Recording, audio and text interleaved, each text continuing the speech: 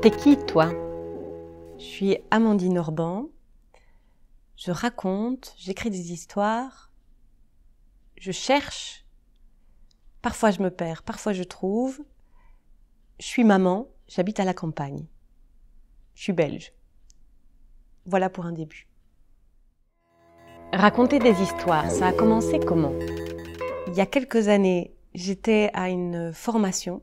Une conteuse belge qui s'appelle Magali Mineur était là. Elle nous a demandé, c'était pas un stage de conte, elle était venue avec des photos de mineurs belges et elle nous a demandé de regarder ces portraits, de plonger dans le regard de ces hommes et de raconter leur histoire. Et ben là, j'ai découvert un truc que je savais même pas que ça existait. Qu'est-ce qui te faisait rêver quand tu étais enfant? Ce qui me faisait rêver quand j'étais enfant, c'était le monde entier qui se trouvait derrière chez moi, après le jardin, dans la forêt, l'ancienne carrière. Et là, je faisais des cabanes, je partais avec mon sac à dos en autonomie pour quelques heures. Je faisais des trous pour trouver des trésors, je creusais des pièges, je me pendais aux lianes. Et la nounou que j'ai eue pendant toute mon enfance était en fait un peu une sorcière. Et je crois que tout ça, c'était suffisant pour rêver pas mal déjà. C'est quoi ta manière? J'ai pas une manière. Chaque fois que je rencontre une histoire, c'est une manière différente. Je prends les histoires, disons, c'est comme des rencontres ou des relations. Alors parfois, une histoire me tombe dessus. Je l'aime et directement, la rencontre se fait. Je perçois par où et comment créer la relation avec elle. Parfois, c'est très lent. Une histoire est là, on se tourne autour et il y a des tentatives d'approche jusqu'à ce qu'à un moment donné, la porte s'ouvre. Et à côté de ça, il y a ce que j'appelle les lames de fond, qui sont des choses qui me portent pendant un certain temps. En général, je me pose pas mal de questions dans la vie et parfois c'est trop. Ça bouillonne un peu, il faut que je m'en occupe. Alors, je leur fais de la place et je vois ce que ça me fait faire. Ça me fait faire quoi? Ça me fait poser des actes, parfois poétiques, parfois très personnels. Ça me fait explorer, ça me donne la légitimité d'un espace de liberté dans le monde. Et tout ça, ça crée une sorte de terreau. Et à un moment donné, ça commence à me transformer. Et puis, il y a des matériaux qui entrent, qui se percutent. C'est comme des petits Big Bang internes, intimes. Et de ces Big Bang surgit l'histoire à raconter, qui peut être une histoire existante ou une histoire que j'écris. Voilà, ça, c'est des choses qui prennent du temps et qui sont plutôt de l'ordre de l'invisibilité, c'est-à-dire qui sont mon terreau à moi, mais qui m'est vraiment fondamental. Pour qui tu racontes? J'essaye de raconter pour les gens qui sont là, pour voir quelque chose qui se transforme dans leur regard. J'essaye de raconter aussi pour moi, c'est-à-dire d'y prendre du plaisir. J'essaye de raconter pour l'histoire, de la servir. J'essaye de raconter quelquefois pour les personnages de mes histoires, quelquefois aussi pour les lieux où je me trouve, quelquefois aussi pour les gens qui sont pas là ou pour ceux qui ont raconté avant moi. Donc selon les fois, je mets mon focus plus là ou plus là, mais c'est toutes des façons pour moi d'être présente au moment même, en fait. C'est quoi tes ombres et tes lumières? Il y a l'image de la grotte qui me parle vachement en ce moment et qui me parle vachement de ça, d'ombre et lumière, d'obscurité et de lumière. Tu descends dans une grotte, tu arrives dans un monde qui est pas le tien. tu connais pas les règles de ce monde et l'espace-temps, il n'est pas le même. Et tu avances comme ça en mettant ton corps en mouvement dans cette obscurité. Et puis au bout d'un temps, tu ressors et tu ressurgis à la lumière. Et t'es un peu transformé. J'aime bien cette... je crois fondamentale l'intrication entre l'obscurité et la lumière. Une obscurité lumineuse ou une lumière obscure. C'est fondamental pour moi.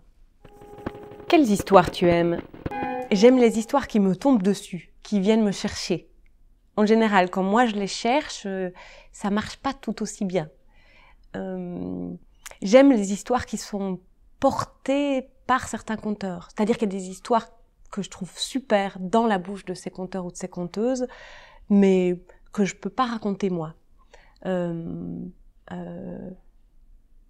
les histoires qui me décalent de moi-même, qui m'invitent à regarder le monde à l'envers. Ouais. C'est quoi être conteuse aujourd'hui? Je ne sais pas répondre à cette question, mais je peux dire ce que je cherche moi comme conteuse aujourd'hui. Je cherche à avoir une parole qui ait du goût, qui tienne en bouche, qui parle à la tête et au cœur, et peut-être au ventre et au sexe et aux pieds et aux mains. Je ne vais pas faire tout le corps. Je crois que j'ai redécouvert que la parole est vraiment magique, que c'est pas de la blague cette affaire-là. Une parole magique, c'est-à-dire que dire c'est faire, que dire ça transforme le réel. Et que donc, il faut vraiment choisir ce qu'on raconte. Il faut choisir à quoi on croit. Il faut choisir de ne plus écouter certaines histoires.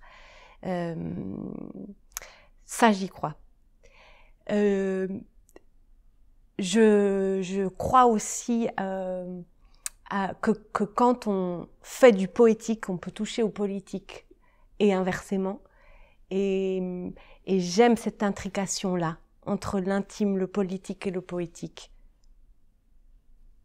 Ouais. C'est quoi ce nouveau spectacle? Ça s'appelle Fleuve. Fleuve conte électro. C'est un spectacle dans lequel on plonge à 3. Il y a moi, il y a Marie Van der Elst pour la musique, l'atmosphère sonore, qui est très riche, qui me soutient à fond. Et il y a Olivier, qui est là à la technique, lumière et son. C'est une forme d'allégorie avec des images plutôt décalées et symboliques. C'est une façon pour nous de traiter de la question de la domination intériorisée, de comment opposer au pouvoir sur quelque chose ou sur quelqu'un, le pouvoir du dedans dont parle Starhawk. Et c'est une façon de traiter de ces questions-là vraiment de façon poétique pour que chacun puisse prendre ou aller là où il veut aller. Et puis aussi intime. C'est ça. C'est parti d'où? C'est parti de questions que je me posais. Puis Marie a vu un précédent spectacle que j'ai fait et elle m'a dit « Je veux travailler avec toi ». J'ai dit « D'accord, mais j'ai pas d'histoire là, j'ai juste des questions ». Elle m'a dit « Ça tombe bien, j'aime bien me poser des questions ». Alors on s'est posé des questions ensemble en buvant du café. On s'est bien entendu et puis je suis tombée sur les illustrations d'Amy Cutler, qui est une illustratrice américaine, qui a un univers super riche et qui laisse en même temps énormément de place à l'imaginaire, qui même le suscite, parce qu'on voit ces images et on ne peut pas s'empêcher de se demander mais qu'est-ce qui s'est passé avant et qu'est-ce qui va se passer après. Je me suis focalisée sur 2 images en particulier et ça en a appelé d'autres. Il y a eu une bribe de récit qui est arrivée. Moi, j'avais le souhait de construire un long récit que j'écrirais. Et Marie, elle avait le souhait de commencer la musique électronique. Donc, parce qu'elle est par ailleurs aussi violoniste et chanteuse. Et on s'est fait confiance là-dessus. Et puis, on a exploré ces images dans le corps. On a exploré les intuitions musicales par le mouvement, qui était aussi une façon pour nous de se rencontrer. Et petit à petit, le spectacle s'est construit comme ça, vraiment dans des allers-retours ou des improvisations ensemble. Et ça nous emmène où? Ça nous emmène là où nul chemin ne s'ouvre. C'est une phrase du spectacle qui me vient d'une conteuse qui s'appelle Christine Normand, que j'aime beaucoup. Là où nul chemin ne s'ouvre, c'est-à-dire que c'est là où personne n'est passé avant. Et que j'espère que ce spectacle emmène chacun, chacune à se frayer son propre chemin là-dedans, dans l'histoire et pour lui-même ou elle-même dans la vie.